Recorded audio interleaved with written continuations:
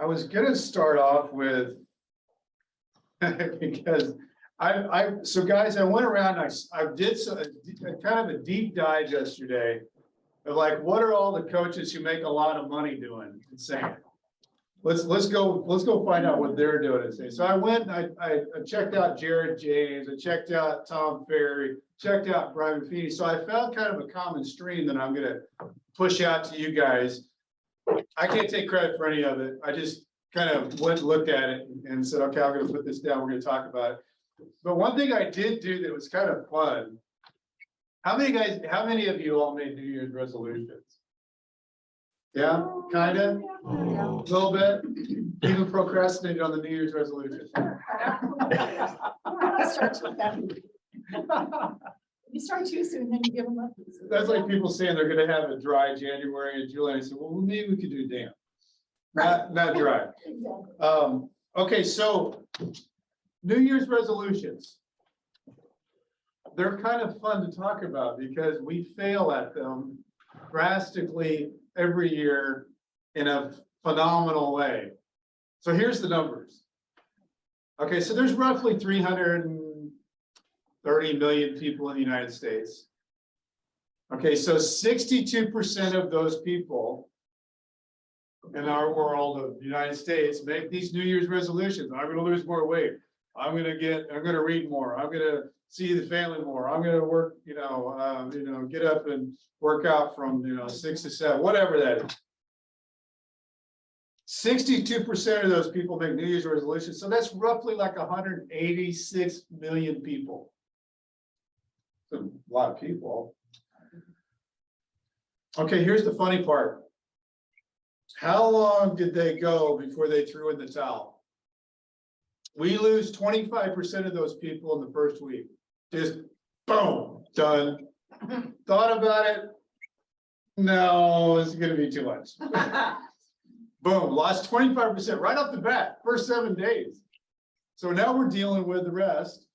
Okay, then we've got 71% make it past 2 weeks, which is actually a pretty good number. So you've lost the 25% right off that, but those hanger-oners, at the end of the month, of that 100% that made the resolutions, you got 64% left. So it's over 50%. So it's kind of, I think it's somewhat impressive, but a lot of people have dropped off. I mean, we've got almost 40% that have bit the dust at the end of the month. Almost half have said, the hell with it. Can't believe I did this. Can't believe I said this. And it's so much more comfortable doing the same thing I've always done, even though I don't really like what I'm doing. 46% made it past 6 months. Wow, that's good. It's more than I thought. Here's the one that'll knock you in the throat, though. How many do you think make it to the end of the year? 10%. Close. 15. No, not as close. Anybody? 5? 0? Joe said 0. Well, those are good. 8%. 8%. 8% make it to the end of the year. Wow. Why? Well, I think, there's a lot of reasons. Mostly, I think what it is, we're in that 3rd week thing right now. They say if you can get past the 3rd week, you've kind of started a new routine. A lot of people just, like we said, 25% drop off. I think a lot of it is that whole comfort zone thing. You know what you like, or better than what you're trying to do. It's also people, places, and things. If you don't put yourself in front of people and places and things that are changing too, you're probably going to go back into the same easier and really more familiar is what that is. It's really more familiar. You're not doing it because you want to do it. You're doing it because it feels comfortable. Right. So when we're stepping out and doing something different, we're talking about 2023 here. So going back to the guys that make a lot of money, the Tom Ferry's, Brian Buffini's, and Jared James. Here's the 5 common things I found, common threads of that pushed them together. Okay, and they said this will keep you from falling off. This will keep you from being that. This will keep you to be that 8% at the end of the year. Okay, first one is, and I so wholeheartedly believe this one because I think it's so important to your business, is find a mentor. Find somebody that you admire. Find somebody that you think is getting it right and talk to them. Let them inspire you. Let them tell you what they're doing. And here's something I found. Even when I was a 20-something guy that thought I was going to take over the world, I would read about somebody and, it might be in a magazine or something, and I'd call them, and surprisingly, they would talk to me. And I think there's like a secret sauce to the people who are doing it right. They want to talk about it. But not, a lot of people are afraid to say, hey, Kay, you are killing it with whatever. You'll probably talk about it if somebody says, you were really good at this. Like, what are you doing? So take the time, because you probably look, I'm not talking about people just at Remax Gold. I'm just talking about people that you see out in your sphere that you're interested in. And you think that they have something that could benefit you both on a personal basis or business basis, reach out to them. All three of the big guys, Buffini, Jared James, Tom Ferry, say that's a secret key to ramping up your world to keep you on track and keep you motivated. And Jared James says, everybody thinks that's a good idea, but like hardly anybody does it. So my task to you guys is maybe go out and see if you've got somebody out there that you like, you admire, and make contact with them and see what that does for you. Okay, so that's number one. Okay. Number two that came across all boards, all the way across the board. Simplify focus. Narrow your goals. Don't hear that very often, do you? Nope. It's just the opposite. Okay, so the reason why they say this is that you should really try to accomplish one thing that you're trying to do, like a goal change or a resolution change, one time, because you're 86% more likely to get to that change if you do one thing. You're 42% more likely to succeed if you're trying to make two changes at the same time. Okay, so I think this is why they say this. And this is Brent. I'm not not Brian Buffini. I think the reason why they say to narrow your focus, first of all, it becomes more clear. You cannot feel so overwhelmed. I mean, how many times, I bet every one of us has put together a gigantic business plan before. Oh, yeah. That one that weighs and you probably should have it bound, and you take it and you're like, God, I'm glad I did that. Yeah. Got that done. And then what happens to it? Put it on the bookshelf. But that's down there. Because it doesn't fit me at all. And then what happens is you might pull it out at the end of the year and look at it. Say, what happened? Yeah. Okay, so I think there's a reason why they want to say simple your focus, simplify your focus, and narrow your goals. So what they suggest is, and this is kind of interesting because these guys all are kind of saying the same thing. Take three things, just three things in your personal life that you would like to better yourself with or accomplish in your personal life, and don't do all three things at once. Do one, check the box off. Do two, check the box off. Do three, then you will feel like you don't do all three at once because you probably won't make it happen. It's like me trying to diet right now. I'm trying to do it all at once, and I'm getting very frustrated. So I'm wanting to be that 25% right off the bat. I'm done with it. Okay, so and same thing with business. Just three things. What are the three big things you want to do with your business? And then hit it one at a time. One at a time, not three all at once. Hit it one at a time. I think that's hard to do. I just want to talk about that because I don't think that's easy. What I just said sounds like, that's easy. But your automation of your mind is I want to get it all done.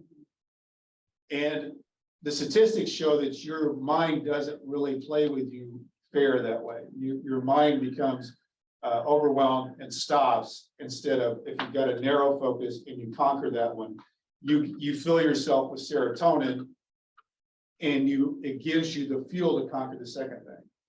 So I think that's why these guys are saying that. And the reason I'm wanting to talk about that right now in January 18th, is we're all kind of in the same mindset, right? We all want to get better. We all want to conquer goals. We all want to put new processes in place because that's what we think will improve our business. But we're kind of doing the counterintuitive opposite of that, is don't do it all at once. Give yourself a little bit of credit by starting something new and get yourself on that and then jump to the second one. I almost think you go month to month, conquer that for that month, get yourself in a 4-week roll, and then go to your second thing you want to conquer. The cool thing about that is if you stay on it, you're really beating the crap out of the statistics that I gave you at the front. Plus, that'll be the end of the first quarter. And you can have, 3 things in your personal life, 3 things in your business life that can be, wow. So Brent, Yeah. I've done Weight Watchers before, and you have a bad day, and they're like, you're going to have a bad day, but tomorrow we're not going to have a bad day. It's a new day, and I think that's applicable in our business too. Today I didn't call 5 people, so tomorrow when I wake up, I'm going to call 10 people instead of 5. Yeah. Past I can't do anything about, but I can improve on the future. Right, and conquer today. Right. Right. Exactly. No, I think that's, and if you're gonna have a bad day, let yourself have a bad day. Just don't do 2 in a row. Right. Because that becomes a slippery slope. Exactly. Okay, so that's, let's see, number 3 with the big 3, big millionaires is kind of like number 1, but not really. It's the accountability partner. Share your scoreboard with someone else so that they know what you know. And I looked up the statistic on this. It's actually worth it. You are on a new task. You're 61% more likely to accomplish that task if somebody else knows that you're doing it. That's pretty good, right? I mean, I'll take those odds. I mean, you can win money on that. So the accountability partner, and the reason why, I mean, I kind of know there's all kinds of accountability partners throughout this call here. I know Sean and Kay, they're holding feet to the fire. I know Neil and I do that. Joe and I have kind of played around with that. Vanessa, you and I probably should do that. I don't know if you have an accountability partner, but that's something we could do. Just me, myself, and I. Yeah, and that's okay too, but I do think that there's something to that extra person who's riding with you. And then knowing what they're doing, it works. Actually, the statistics show it works. Right. Somebody say something? Yeah, no? Well, that's what Sean and I talk about all the time Yeah. too. It's like, you don't want to disappoint the other person by not doing what you said you were gonna do. So it's like, well, I gotta do this because I told Sean I would. So, Right. yeah. It's a Well, pain and that- pleasure thing. Well, that's how we got our voiceovers done at Homestead. It's because we kept pushing each other to go to the meeting, and we didn't want to point each other, so we both showed up so we would make sure we got it done. But isn't that amazing, Sean, how that works? I mean, Yeah. you probably wouldn't have done it because there would have been an easier way for you just not to tell yourself, Mhm. Yeah, we can skip that, but because you and Kay are working together, it creates a different dynamic. Yeah. So anyway, I think there's a reason why these multi-millionaire coaches are saying this. It actually works. It actually, and the other thing about it is it's very important to do like what you're wanting to do and put it like Kay's doing here. Write it down because somehow that becomes real when it hits paper because you can see it. You're no longer dreaming it. It becomes a real functional thing that you're working on. So pen to paper, actually, that's not on my notes here, but that is actually a good thing to do because that makes it real. And then you can have an accountability partner. The accountability partner can actually look at what you're doing. Here's what I'm gonna do. Here's my scoreboard. Can I add something to that real quick? Yes. One of the things that I've been trying to do is kind of do my tracking a little bit more about what I'm doing and stuff. And sometimes it's even like, you know, you may think that you've had kind of a crappy day and you haven't done anything. But if you kind of look back and say, you know, oh, I did talk to these people and I did do this and I did do this, it makes you feel a little bit better. You just didn't sit there and, Gives you yourself know, more credit. right, Yeah. exactly. You know, and the other day I was like, oh, I haven't gotten any notes out to anybody. And then I'm like, I just sent out 14 tax letters yesterday, you Yeah. know? So it's like, I am doing something. You are know? doing Good. something. Even though when I think I was a slug, I'm actually doing something. That's you really know? good. Yeah, so I think that's incredibly important. And I think, I like recap at the end of the day, like, okay, what's Well, I accomplished? and here's the thing, guys, is we have to continue to give ourselves hacks as salespeople because it is hard. Yep. You know, there is nothing easy about the world of sales, and you have to give yourself mind hacks to keep yourself fueled, to give yourself the serotonin hits that you need to get you to the next step. And anybody who doesn't think that they need that, that's why these things that we're talking about you need to do, because once you have different processes in place, like Kay's talking about, all of a sudden they make you feel better. And when you feel better, you're more likely to step into it. You don't really feel like stepping into stuff you want to do if you don't feel good. Right. So True. it's a big deal. Okay, what else? Let's see. Okay, this is another one all the way across the board, multi-millionaire coaches. Gain new perspectives. How about read a book once a month for ideas to plug into your business? Okay, so I went back and I looked at that. Well, that's nice to say, but what are the books? Because, you know, if you're going to read, so I've taken it on and found a list of books, and I found it from Tom Ferry, and there's 27 books all about, and I looked, some of them I've read, but I probably need to read again.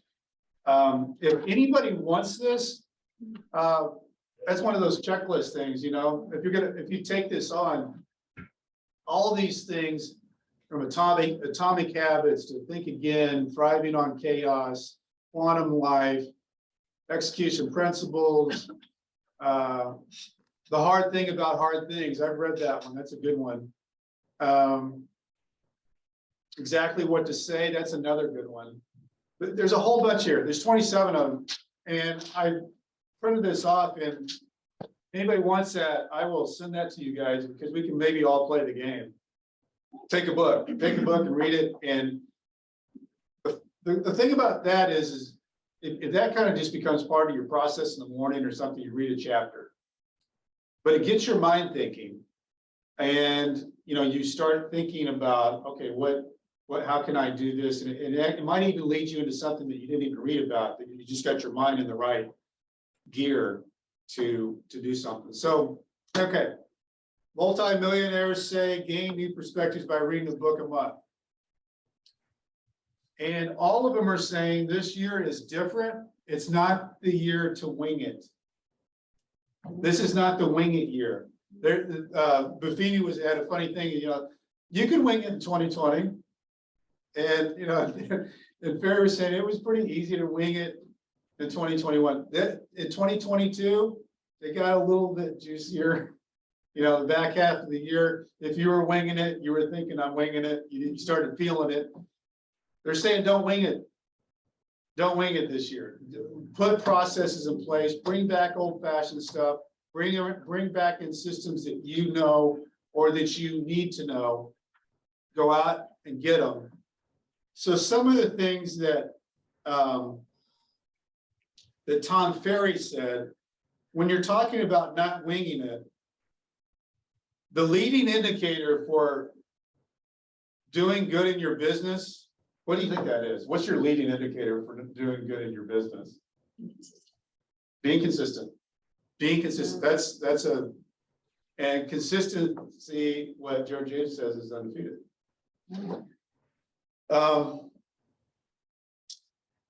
So being consistent, being specific is really kind of what Kay's saying. You know, you're not saying, I'm gonna lose weight. No, what you really mean is no, I'm gonna start going to the gym. I'm gonna start working out. I'm gonna get a gym membership. I'm gonna work out from 7 o'clock to 8 o'clock every other day. And I'm gonna train for this and gonna specifically work on this to get this result. Getting specific and breaking it down is more of what you're wanting to do. And so like Tom Ferry says, let's talk about one of the leading indicators is appointments. If you don't have appointments, then the rest of your business starts, right? So if everything leads to appointments, one of the things you want to do is on your mirror, whenever you're looking in your mirror, he said the things that you should have up when you look in your mirror is your transaction goal, your volume goal, your GCI goal, and your profit goal. If you know those things, then appointments are what bring you those results. So he says, you know, how many if my income goal is X, how many transactions do I need? Buy side, sell side. And then he broke it down. Let's say that I want to do 24 transactions. I want to do 10 buy, 14 lists. So he said, out of all the people that he coaches, he still uses 3 to 1. That I need 3 listing appointments to get 1 over the goal line. Now he said, I know some people are better, but he said, I play my goals out like this. Because he said, you might beat your goal. You might go you might go to 3 listing appointments, get all 3. But he said, as it all plays out, that he sees 1 out of 3. Okay? You have 3 listing appointments, you get 1 to carry you over the goal line.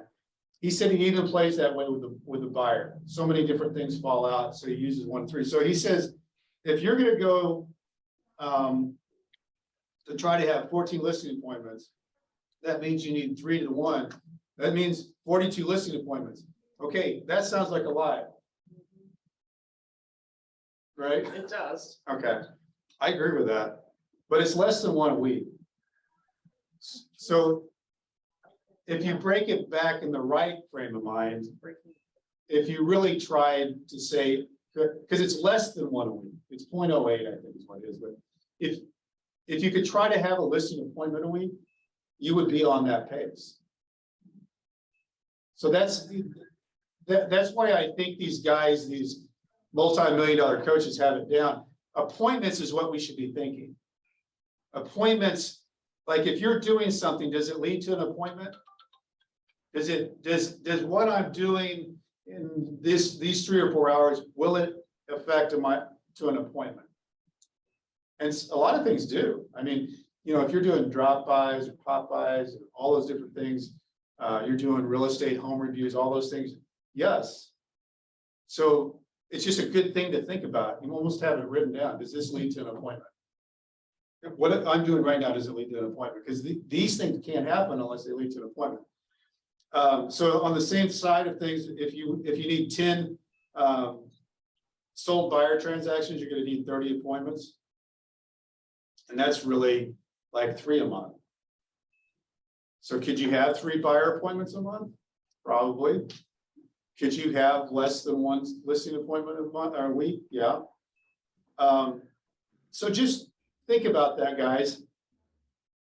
Because that's, you know, when you start thinking about these top 5 things that we talked about, getting your mind in the right mindset, the second part is start thinking about, what do I do to get appointments? Because it's the leading indicator. Because everything else starves if you don't get them. You know how we always talk about, I'm the CEO of my business. And then I've got this guy over here, this girl over here that does the lead generation. And this guy does all the transactions to get me over the goal line. But if this girl goes to sleep on me, this girl starves. even if he's really good, like really good, I mean, like has all the right questions and to negotiate all the right prices, if he doesn't have anything to go on, you know, need. So it's just a good thing to think about always, because you are the CEO and you are schizophrenic because you have two personalities. Okay. The other thing I'm going to bring up just the hodgepodge of things that they threw out there. They're very big. All three across the board is the home reviews, and I'm using home reviews because Neil uses that term. I kind of like that term because real estate review can kind of mean like different things, but home review kind of gives you like target right at it. You know, your home review. And they say, you know, friends and clients want to know what their home is worth. And they also like want to know like what could it possibly be worth in a year or so. So it's good to go back and use that as friends and clients. You know, for clients, go use it at their home anniversary. You know, it's a new year. You know, you can always put down like what they paid for their house, which is always nice. And if it's you know, it's baby's gone up 150,000 or 200,000 or whatever, that's just always good news. But they put in here, you know, the best way to do this, the best way to deliver it. One is to deliver personally, set it up, deliver personally, or Zoom. The other one is mail, still good. If you have a personal note in it, or you put something else in it to make it personal. And then this guy that I was following that was doing this and it was actually Tom Perry's brother, Patrick. I didn't know he had a brother, but he was talking about his plan and what he does with the home reviews. Then if he's mailing it out with a personal note card in it, and he emails them to say, and text, just want to make sure you got your home review. And then he calls. And one of the two questions that he asked as he's doing all the other things, how's the family, the home, and the activities of your life, he talks and asks them the question, do you have any plans for upgrades that I can help refer you to help get that done? That's a good thing. Some people, you know, say, you know, I want to upgrade my kitchen, but I don't know who to go to for that. You know, I'd like to get some new flooring. I'm not sure who. So that's just a nice thing to do. Just call, do their home review, and then make that entry back in. And Kay, are you doing anything with your house, upgrades or anything that I can help? I know so many people that can help you. Do you need any help with that? And that can lead you in a lot of different discussions. The other question I thought was a good question. Within the next couple of years, do you have any plans of buying investment property or a second home? That just is a good throw out, especially if you don't know them that well.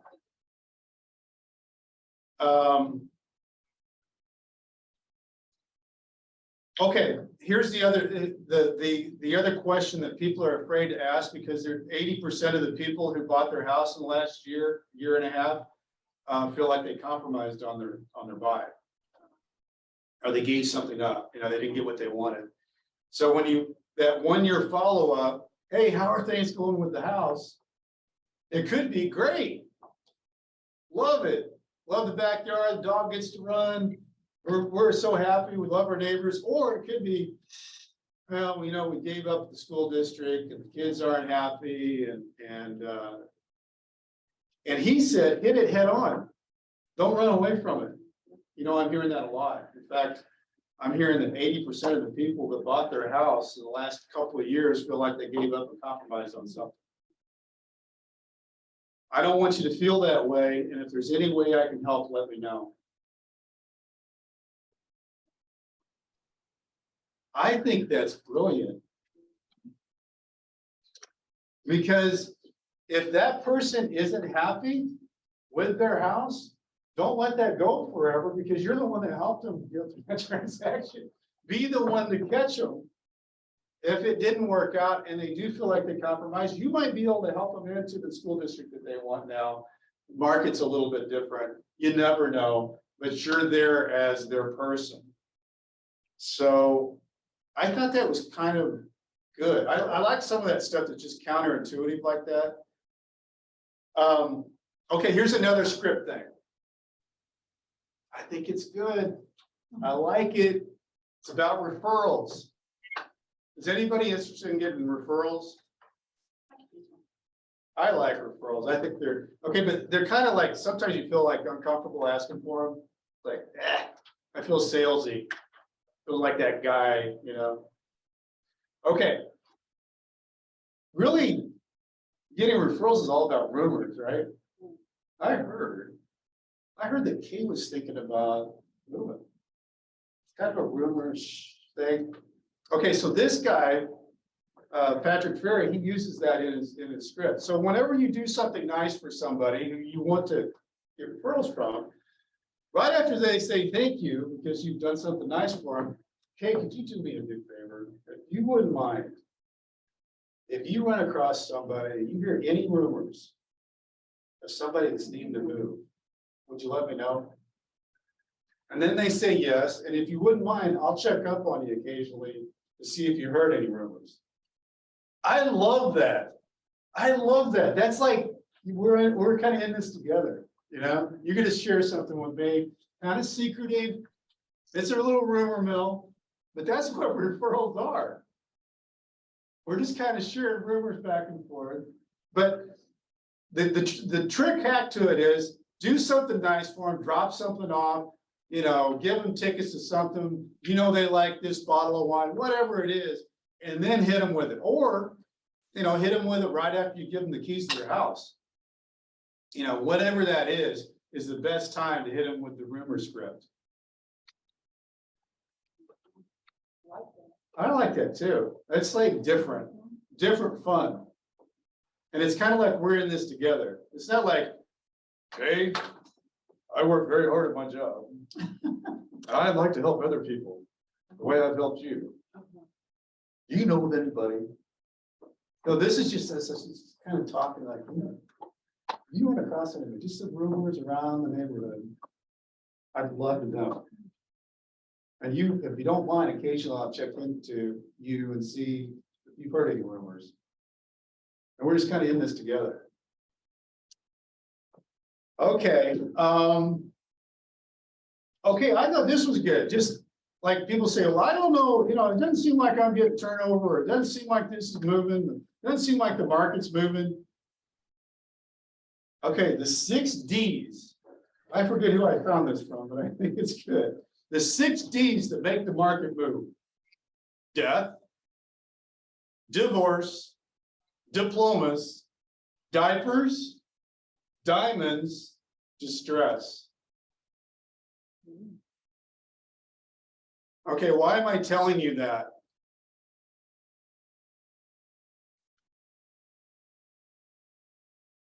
Anybody? Why did I just say that? Those are all life-changing events. Yes, those are life-changing events. So what do we need to do? Fire Monitor sale the house. We media. need to keep our eye on the ball. Like what is going on around me and my sphere? What in the world? Oh, the kids just graduated from everything. They're empty nested. Wonder what that means. They're clues, right, Brent? They're big clues. And you know, the point of that is, the reason why that really stuck out to me is I wasn't thinking that way either. We can walk through life and not think about that we've got all these people that we have in our sphere of influence, but are we really paying attention to what's going on? Are we really seeing what's happening? I think these are things that you should write down and kind of have next to you, that when I'm talking and reaching out and commenting and doing all those things, what's going on with them? But it's interesting that each one of those things is a life event: death, divorce, diplomas, diapers, diamonds, distress. Pain and pleasure. Yeah, all the way through. It always is. Tony Robbins made billions of dollars talking about pain and pleasure. Okay, I just want to talk about one more thing. Farming. Like, how many people this year plan on doing geographic farm? Okay, Mike. Vanessa, you are, right? You're gonna do some neighborhood stuff, right? Yeah. Joe? Yeah, Sean? Neil, Everett? Okay. Okay, just some things to think about when you're farming. Like, what is your relationship to the area? Do you just like the area, which is fine? There's nothing wrong with that. Do you live there? Have you sold houses there? What's the turnover rate? Why is that important?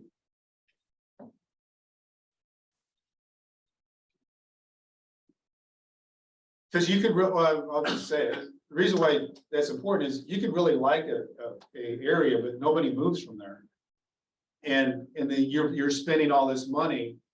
Now, if you're in an area where you get, $4 million houses and a couple sell and you're the dominant agent, well, good for you. You only need a couple of those. That turnover rate doesn't mean so much. But if you're really going to farm an area that you like, you want to look at that turnover rate and make sure that that works for you. The other thing is there a dominant agent? And the thing about that is, I'm not saying if there's a dominant agent, you shouldn't do it. I'm just saying know the dominant agent so you know who it is. So you kind of know how to play around with that as your competition. Definitely don't ever let a dominant agent in your farm area scare you off from it, because you could be a hell of a lot better than them. And they don't own it. And if you go in, and so I'm going to give you one last tip here that I thought was brilliant for farming. And I don't know why I didn't think that. I was like, oh, that's smart. Okay, so this guy does a phenomenal job with his farm area, and somebody asked him on this podcast show, why are you so successful with this farm area and you haven't been doing it very long, and you do these market updates and everybody knows you? And okay, so what he does is he does his market update. It's a simple thing, really kind of lend your numbers, what you do every time we have an agent deal.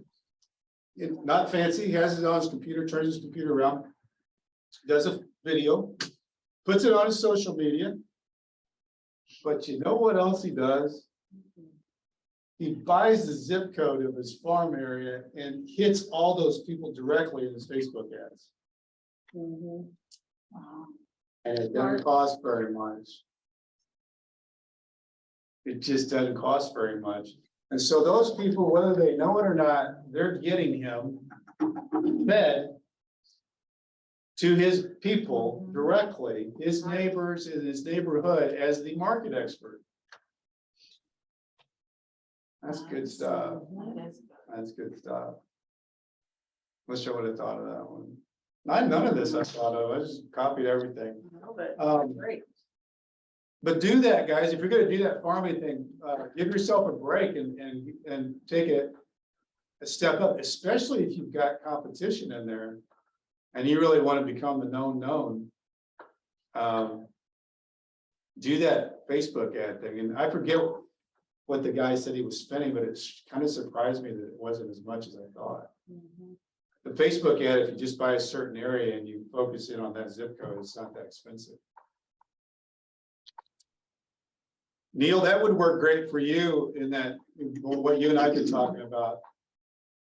Because you got such a designated area there in the Central West End. Absolutely, yeah. And sub neighborhoods within that. I mean, there's a lot of little pockets in the Central West End that, like, if you're trying to increase your average transaction price, there's a lot of great neighborhoods in Central West End you could target. If you get one of those, you're going to lift your average up pretty high. Yeah. Yeah. That would be happy dancing. So really, I mean, guys, what we want to do is we're in week 3. We're still here. So that means we got a chance to hurdle over and beat everybody, because everybody else is dropping like flies.